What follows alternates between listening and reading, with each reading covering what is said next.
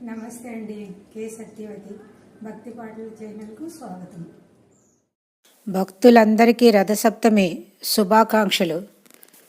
ఈరోజు ఈ మంత్రం చదువుకుంటే ఆయురారోగ్యాలు ఐశ్వర్యం లభిస్తాయి. సూర్య నమస్కార మంత్రం.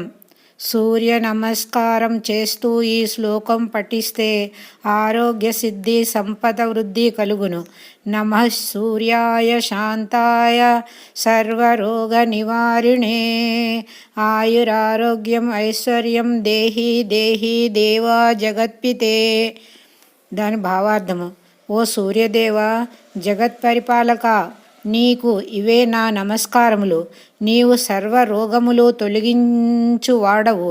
మాకు ఆయువును ఆరోగ్యమును సంపదను అనుగ్రహింపుము. నమస్తే అండి. ధన్యవాదములు.